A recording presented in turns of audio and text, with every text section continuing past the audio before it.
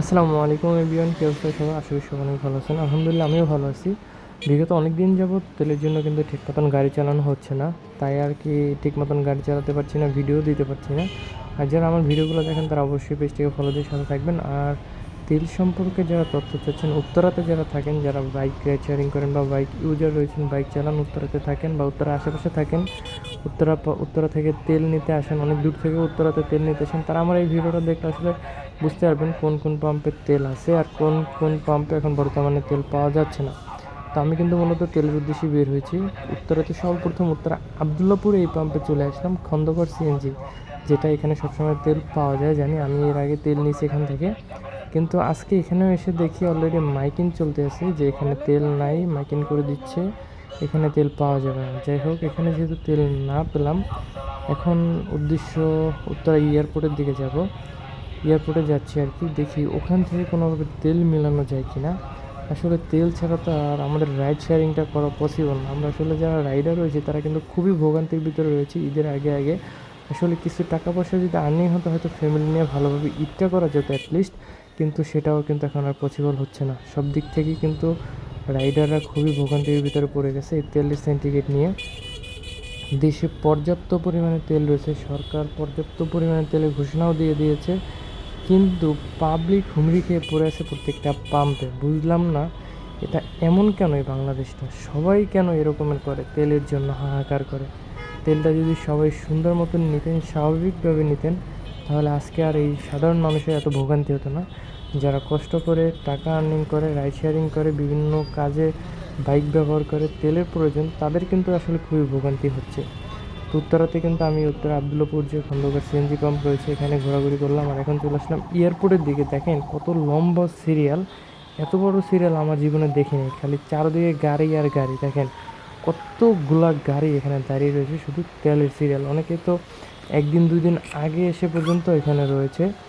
তারা মনে করেন অনেকে রাতে আসে এখানে সিরিয়াল দিচ্ছে, অনেকে আবার সিরিয়াল দিয়েও তেল পাচ্ছে না। এই হলো অবস্থা আর কি। দেশের সরকার এগুলো দেখতে আছে, কিন্তু আইন শৃঙ্খলাও দেখতে আছে, সবাই দেখতেছে, আমরাও দেখতেছি, কিন্তু এই যে একটা এখন দেখি উত্তরা এয়ারপোর্টের এই পাম্পে তেল পাওয়া যায় কিনা। এখানে যেহেতু চলে আসছি, আশা করি এখানে মনে হয় তেল পাবো।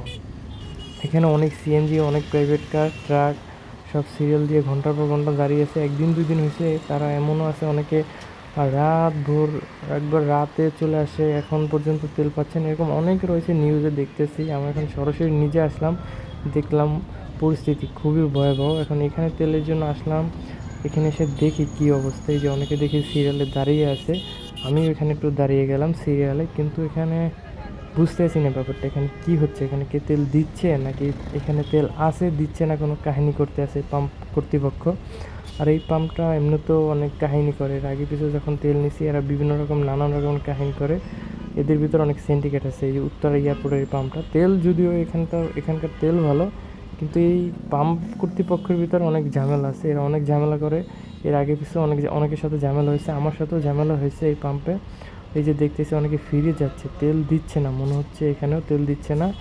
এখন মনে হয় এখান থেকেও অন্য কোথাও দেখতে হবে। উত্তরার ভিতরে একটা ঘুরে আসলাম, উত্তরা আবদুল্লাপুর খন্দকার সিএনজি পাম্প। এখন আসলাম এয়ারপোর্ট, এখানে আসলে তেল দিচ্ছে কি না বুঝতেছি না। এখানে তো দাঁড়িয়ে আছি, অনেকেই দাঁড়িয়ে আছে, সামনে লম্বা সিরিয়াল, মনে হয় না এখানে তেল দিচ্ছে, আমার মনে হচ্ছে না যে এখানে তেল দিবে।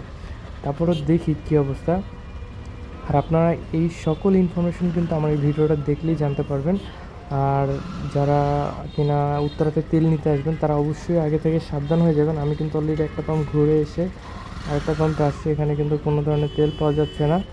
এখন যেমন এয়ারপোর্ট আসছে, এখানেও কোনো তেল নাই। এখান থেকে এখন যাইতে হবে উত্তরা আজিমপুরের সেখানে একটা পাম্প আছে, সেখানে গিয়ে দেখতে হবে তেল পাওয়া যায় কি না। এই যে অনেকে ঘুরে আসতে আসতে অনেকে চলে যাচ্ছে, এখানেও তেল দিচ্ছে না।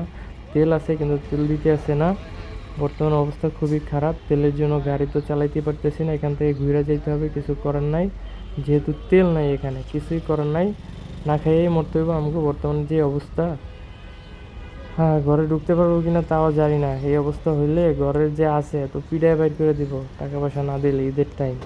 কি এক অবস্থা ভাই। এখন যাই দেখি উত্তরা আজমপুরেরই সেখানে, সেখানে যদি তেল পাওয়া যায় আর কি। এখানে যদি তেল পাওয়া যায় তাহলে তো ভালো, তাহলে আজকে গাড়ি চালাতে পারবো, আর না হলে কিছু করার নাই।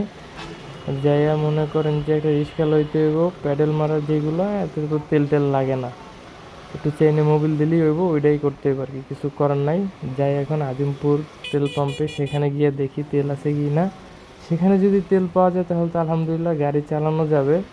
পরিস্থিতি খুবই খারাপ, চলে আসলাম এখানে। আয় হাই কী অবস্থা, খাইছে কাম সারছে। এখানে আগেই তো লিখে দিছে তেল নাই, অকটেন নাই, অকটেন নাই ঘোষণা দিয়ে দিছে। তাহলে তাহলে আর কিছু করার নাই। এখন যে দেখতে হইব একটা পায়ের রিক্সা পাওয়া যায় কিনা। তাহলে যদি রিক্সা পাওয়া যায়, কিছুদিন আপাতত রিক্সা চালাই দেবো। কী আর করবো বলেন, তেল যদি না পাই, 4-5 দিন যাবত তেল পাচ্ছি না, ঘন্টার পর ঘন্টা সিরিয়াল দিয়েও কোনোভাবে তেল মেলানো যাচ্ছে না, কিছু করার নাই। ভাই উত্তরাতে যারা আসবেন তারা আগে আমার এই ভিডিওটা দেখে তারপরে আসেন, কারণ উত্তরাতে কিন্তু কোনো পাম্পে তেল নাই। আমি কিন্তু মোটামুটি উত্তরা যে 3টা পাম্প রয়েছে, শুধু শুধু কষ্ট করে এসে আপনি এখান থেকে ফিরে যাবেন। তাই এই ভিডিওটা দেখে আপনারা বুঝতে পারবেন যে এখানে একটা পাম্পেও কিন্তু তেল নাই। আমি কিন্তু অলরেডি 3টা পাম্প ছিল, 3টা পাম্পই ঘুরে আসছি, তেল পাওয়া যাচ্ছে না। যেহেতু এখন আর কিছু করার নাই, বাইক চালানো বন্ধ, কিচ্ছু করার নেই ভাই। অবশ্যই ভিডিও যদি আপনি উপকৃত হয়ে থাকে, এটা ফলো দিয়ে সাথে থাকবেন। ধন্যবাদ।